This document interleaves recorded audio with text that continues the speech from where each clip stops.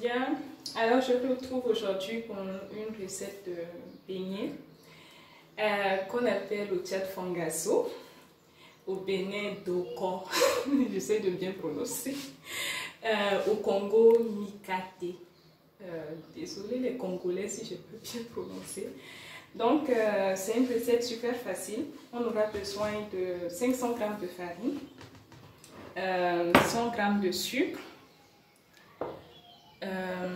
En fait, j'ai mesuré avec ce doseur, donc il y a la farine, le sucre, bref, tout ce qui est liquide. Donc, en plus de ça, on aura besoin de la levure boulangère. Moi, j'ai préféré carrément prendre cette formule parce que voilà, ça reste à la maison, ça me permet de faire plein de recettes. Et puis, du sel.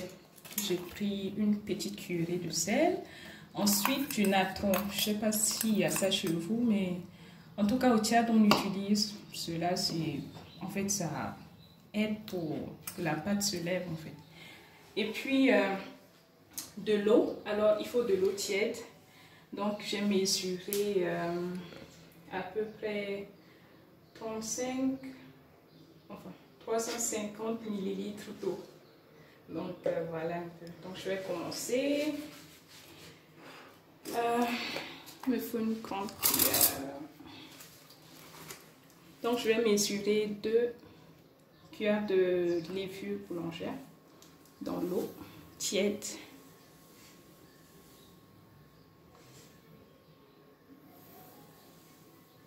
Bon, je les remplis pas trop hein, parce que la levure, c'est la levure quoi. Bon, l'eau, en fait, en général, on va doser après et puis on va voir si ça suffit, ça suffit pas. On va ajouter encore un peu. Donc, je rajoute le sel.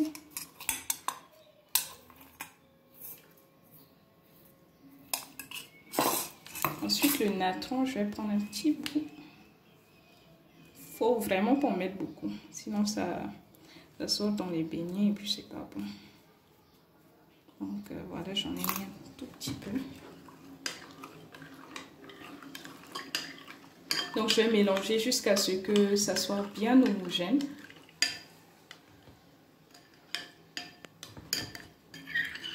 Donc voilà, le mélange est bien homogène. Ensuite, je vais rajouter le sucre dans la farine. Bon après, moi j'en ai pris assez. Si vous voulez, vous faites pas trop de sucre. Hein, c'est vraiment comme vous voulez. Besoin de la spatule. Mélanger un petit peu. Maintenant, je vais rajouter le mélange d'eau et de levure. Je rajoute un peu par tranche en fait. Si je vois que ça suffit pas, je rajoute encore. Là par exemple, ça suffit pas. Il faut que ça soit bien liquide.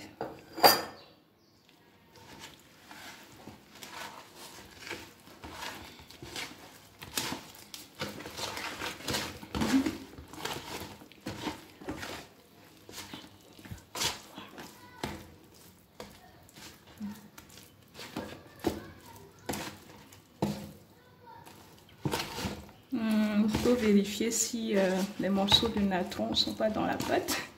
Ne pas avoir des surprises après.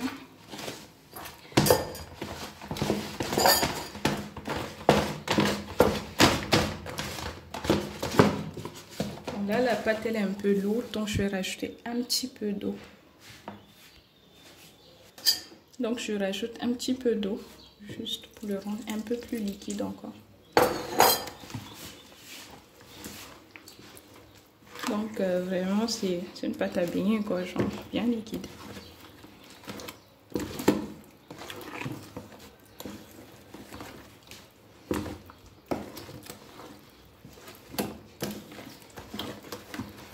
Donc je vais bien homogénéiser pour que ça soit pas, voilà, il n'y a pas de grumeaux à l'intérieur. On peut le travailler à la main aussi parce que en fait, genre, je veux dire, au Tchad, on le travaille avec la main. Les femmes, elles sont là. Mais moi, je préfère le faire à la spatule quand même.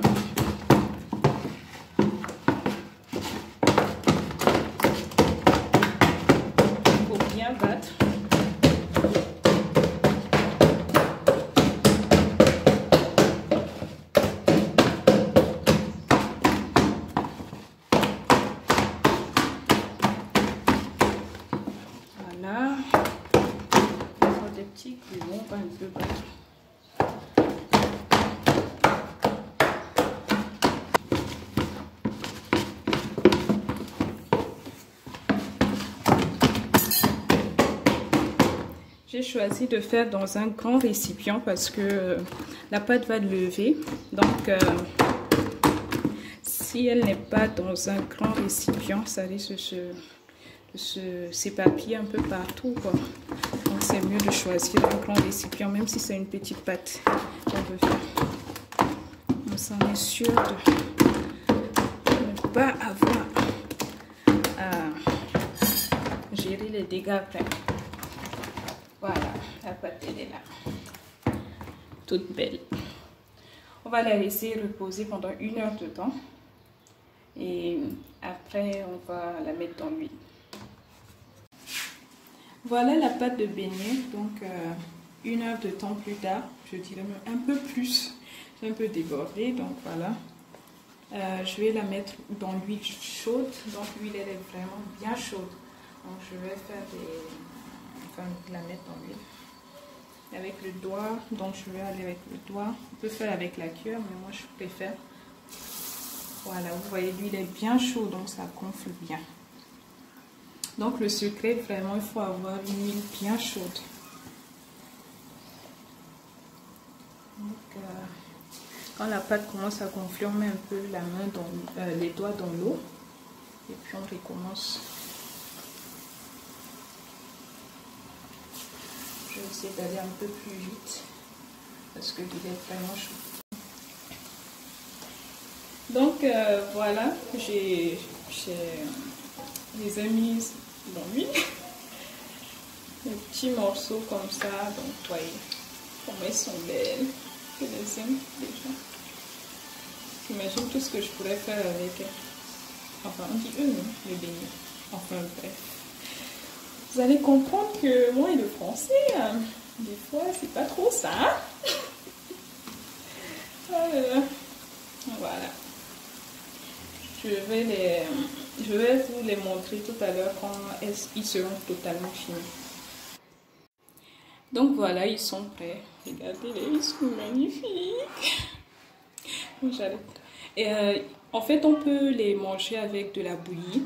On va vous le présenter dans une autre vidéo. Donc, on va vous présenter plusieurs bouillies avec lesquelles on peut manger ces délicieux beignets. Bon appétit!